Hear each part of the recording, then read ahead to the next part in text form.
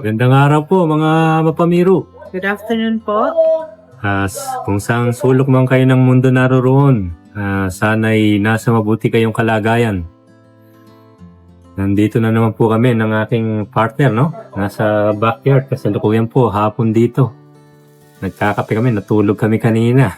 Pagka gising namin, naisipan namin magkape-kape muna sa backyard at naisipan namin tayo magkwentuhan ulit. No, mga mapamiru. Maganda po ang panahon. Medyo maulap at parang ulan pero maganda pa rin. Yan naman ang background, mga mapamiru. Liwanag ang medyo clear sky. Ngayon po mapamiru, no? Gusto naming mga pag-usapan yung or balikan yung aming nakarang trip ulit, no? Part 2. Gagawin po namin itong parang series. Yeah.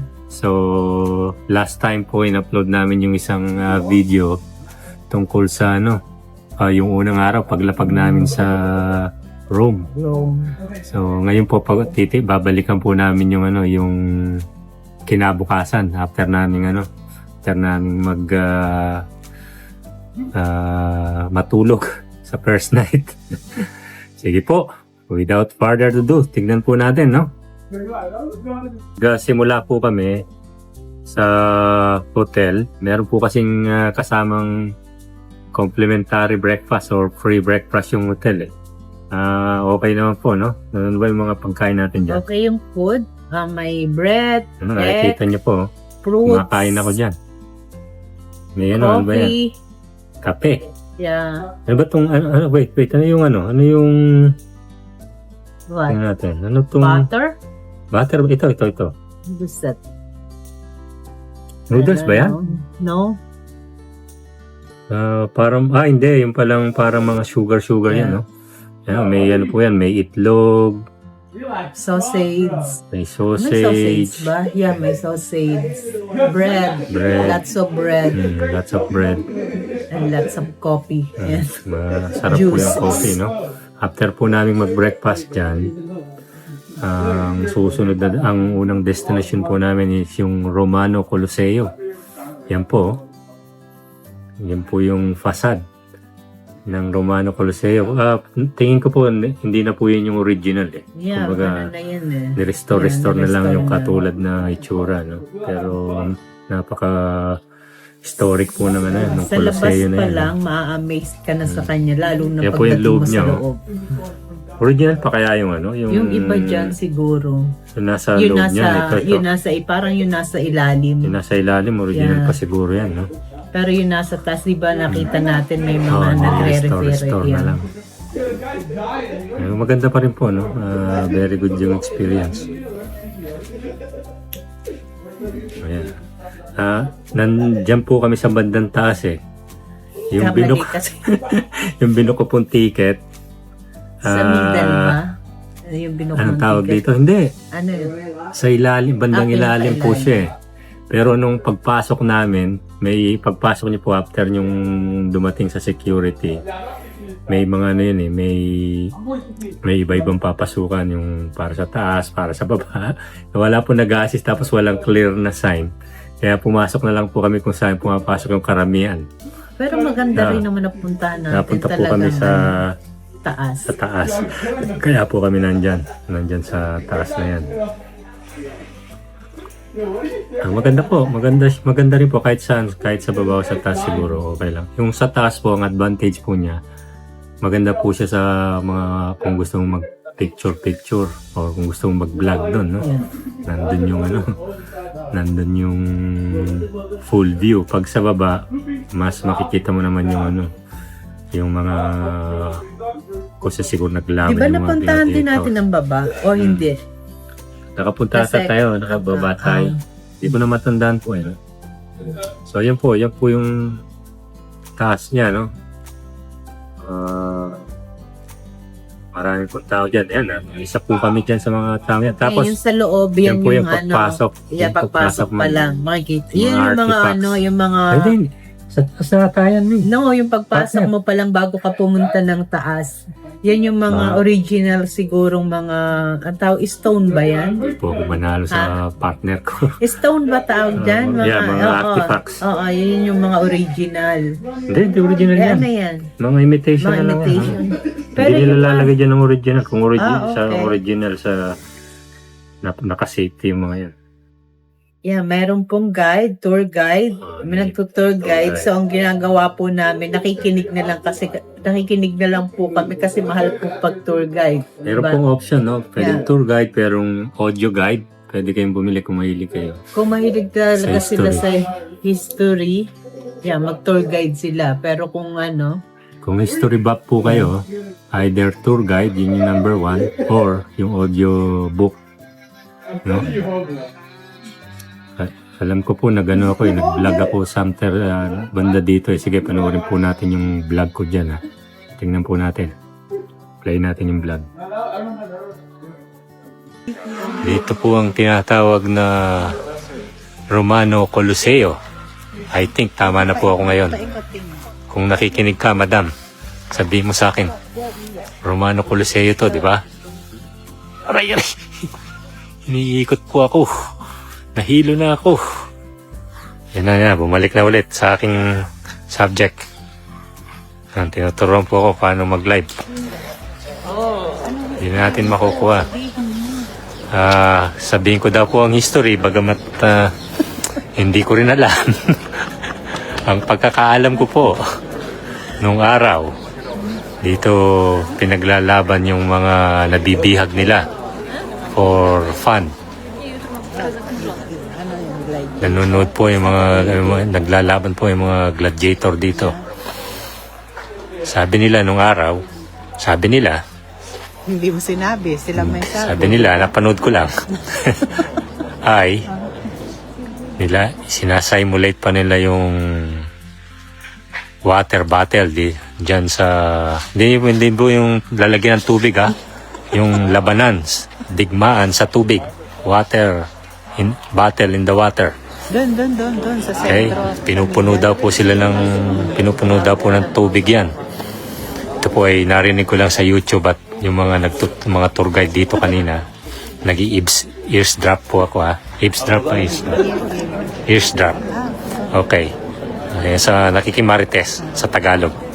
Okay. Yan po ganda po ng weather ngayon, sakto-sakto. Kasi dapat doon tayo sa middle. Ikaw na. Sige, ikaw na mag-live. Ikaw pa, marunong ka pa sa akin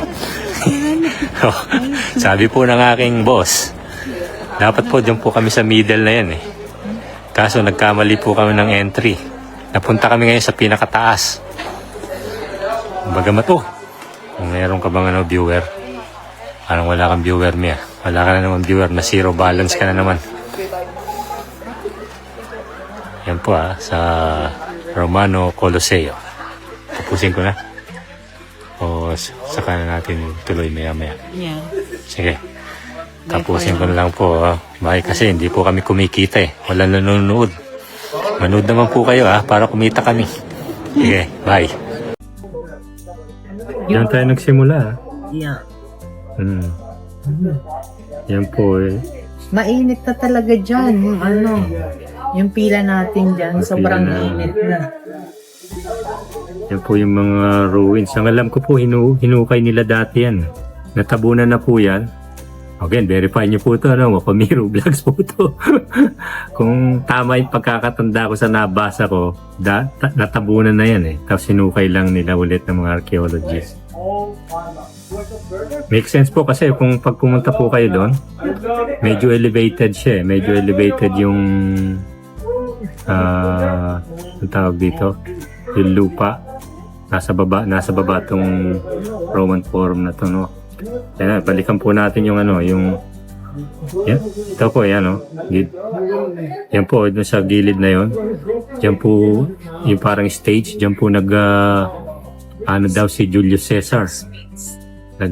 Nag-i-speech, nagtatalumpati, Doon niya rin sinesentensya ng mga si gusto niya sentensyahan. Tsaka yung mga kasi po parang political daw po ito nung araw political venue. Tsaka public venue, naging market din ata siya. Yun po, no? Sige, panoorin po natin yung kabuuan ng stay namin dyan sa Sa Colosseo. Tignan po natin para makita nyo yung loob. Kinuha na namin yan. No? Tama-tama po, napakaganda ng weather nung pagpunta namin dyan. May po kami nagpunta. May.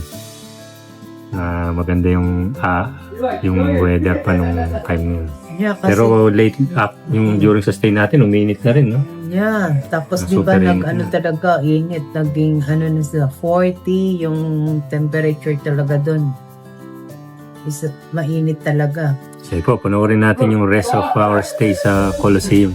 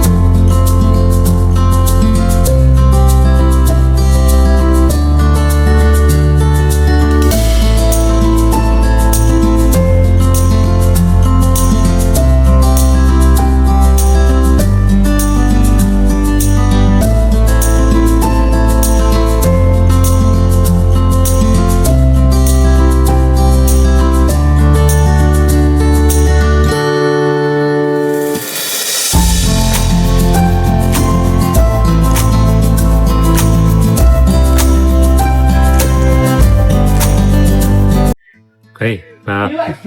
Siguro nagtatanong kayo or nag-iisip kayo kung sakaling gusto niyo pumunta dito, no, Pamiro, sa Colosseo. Ang pagbili po ng ticket, may mga different ways po, no? So yung common is yung bibili ka mismo dun sa website nila, dun sa pinaka-website ng ng Colosseo. Ano po siya? Sa ticketing.colosseo.it. Yan po, nasa screen po yung ipapakita ko po sa inyo mamaya kung aling mga option dyan.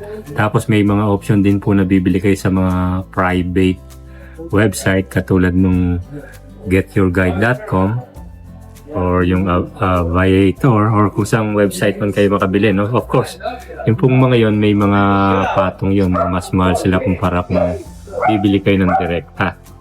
So ayan, browse nyo ito, may ibang presyo dyan, may 100, may 200, may 300, meron din mga mura pero mas mahal pa rin sila kumpara kung doon sa website ka bibili. Sa diretsong website ng Colosseo.it.italy. Pero kailangan po magplano kayo kung pag bumili kayo dun sa mismong website nila, no? Kasi nilalabas lang po nila yung ticket 30 days in advance. So halimbawa, ang plano nyo po is May 30 kayo pumunta sa Colosseo.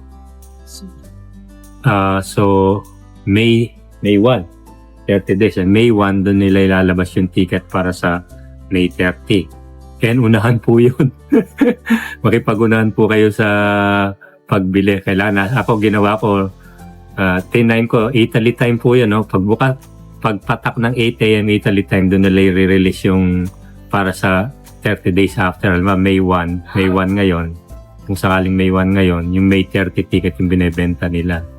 Tapos, kung suswertein ka na lang, may mga ibang ticket, yung mga nagka-cancel na lang yung mga yun. No? Pero bibihira po. Swerte ka na lang talaga kung may mag-cancel at makachepo ka sa ibang date. Pero ganun po, no? Pagka-release, pumunta na po kayo sa website, timingan nyo, tignan nyo lang kung ano yung Italy time. Pag pumunta kayo dyan, ayan, no? Sa main page nila, merong educational, merong individual, merong groups, and merong school. Piliin nyo po yung, of course, individual kayo. Yun po yung kuhanin nyo. No, yun po yung first half ng unang araw namin doon. Actually, second day after mag-land. Yung first half, in the morning, kinuha namin nung maagang-maaga yung Coliseo. Tapos, tsaka yung forum. And then after nun, may pinunta pa kami isang site. Gawan po natin ng separate video yun. No? Yeah. So, agahan nyo na lang po pagpunta. Yung gaya po na sinasabi ko sa trip na to, ginagamit lang po namin yung public transport. No? Nag-bus po kami. Nag-bus po kami papunta sa Coliseo. So, pwede pong gamitin yung card nyo. Tap nyo lang po yung card nyo sa bus. And automatic na po yung kung ayaw nyo nang bumili ng Credit bus card. ticket o yung mga credit card. Yun po yung karaniwang ginagawa namin. Pag tap nyo, valid po for 1.5 hours. No? Kung halimbawa, 30 minutes, tap. After 30 minutes, sumakay ulit kayo, nag-tap ulit kayo, hindi na po kayo matcha-charge nun kasi included pa rin siya sa 1.5 hours. Yun po yung bus ticket. Mga bus ticket. Meron pong main mode of transportation doon, yung bus, tsaka yung subway. Nagkataon po na convenient din sa amin yung subway kasi katapat po yung station, mga ilang meters lang po from our hotel. So, ginagamit din po namin yun. Either bus or subway po kami. No? So, yun. Pagkagaling po namin sa Coliseo, nag-take pa rin. Di ba, sinabi mo ba kung saan hotel tayo? Vatican tayo nag-stay, di ba? Yeah, nag-stay po kami sa Vatican mismo. sa Vatican area, sa Prati district po kami nag-stay. So, about 2 to 3 kilometers Yan. siguro ang layo sa Coliseo. Sa Colosseum. No? Yun po yung pinag-stayan namin hotel. And ano pa ba? Yun lang po. Pagkatapos po niyan, punta naman tayo sa Santa de Angelo, no? And yun na yung pumasok tayo sa Basilica. Di Hindi ba? pa, hindi. Yun na. Hindi. Anong kasunod ng Angelo? Yun lang. Kinabukasan pa ulit. Yun po pala. At Mike Santa de Angelo, yung parang castle po siya nung araw, no? Alam ko pa, may isang emperor na ginawa niyang bahay or tirahan nung araw yun eh. Fortress po siya, laki. And then after po ng Santa de Angelo, pumunta na rin po kami sa loob ng Doon na tayo St. nakapila. Peter Basilica. No? Abangan niyo po yan sa susunod na video. Yan po yung gagawin natin. Sige po, maraming salamat ulit sa pagtangkilik sa aming vlogs. Sana po ay lagi kayong mag-iingat at nasa mabuting kalagayan at pagpalain kayo ng ating Panginoon. Bye Bye po. po.